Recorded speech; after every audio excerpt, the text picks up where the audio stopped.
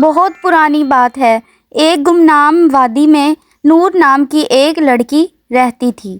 نور باقی لڑکیوں سے بالکل مختلف تھی کیونکہ اس کے بال عام بالوں جیسے نہیں بلکہ باریک چاندی کے تاروں جیسے تھے جو رات کے اندھیرے میں ہلکی سی روشنی پیدا کرتے تھے۔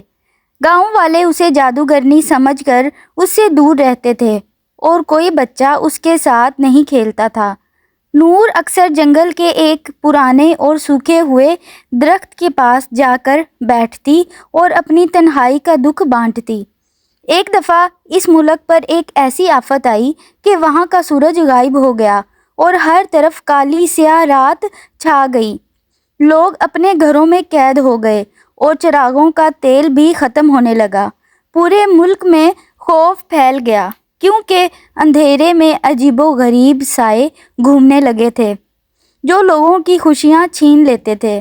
جب بادشاہ نے اعلان کیا کہ جو اس اندھیرے کو ختم کرے گا اسے منہ مانگا انعام ملے گا تو بڑے بڑے جادوگر ناکام ہو گئے کیونکہ ان کی مشالیں اس کالی رات میں بجھ جاتی تھیں۔ نور نے فیصلہ کیا کہ وہ اپنی وادی کی مدد کرے گی۔ وہ اس پرانے سوکھے درخت کے پاس گئی اور اسے گلے لگا لیا۔ جیسے ہی اس کے چاندی جیسے بالوں نے درخت کی سوکھی ٹہنیوں کو چھوا وہ درخت سونے کی طرح چمکنے لگا۔ نور سمجھ گئی کہ اس کے بالوں کی روشنی صرف محبت اور ہمدردی سے بڑھتی ہے۔ وہ پہاڑ کی سب سے اونچی چوٹی پر چڑھ گئی جہاں سے پورا ملک نظر آتا تھا۔ اس نے اپنے لمبے چاندی جیسے بالوں کو ہوا میں کھول دیا اور دل سے سب کی بھلائی کی دعا مانگی۔ اچانک اس کے بالوں سے اتنی تیز اور ٹھنڈی روشنی نکلی کہ وہ کالی رات کا سینہ چیرتی ہوئی پورے ملک میں پھیل گئی۔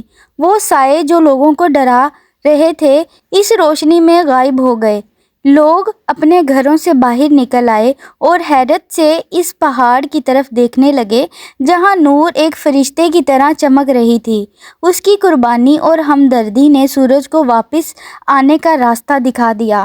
اس دن کے بعد کسی نے نور کو اکیلا نہیں چھوڑا اور سب کو یہ سبق ملا کہ جو لوگ شکل و صورت میں ہم سے الگ ہوتے ہیں وہی اکثر ہماری زندگیوں میں اصل روشنی لاتے ہیں۔ یہ تھی آج کی کہانی۔ اگر ویڈیو اچھی لگی ہو تو ویڈیو کو لائک کریں، چینل کو سبسکرائب کریں۔ شکریہ۔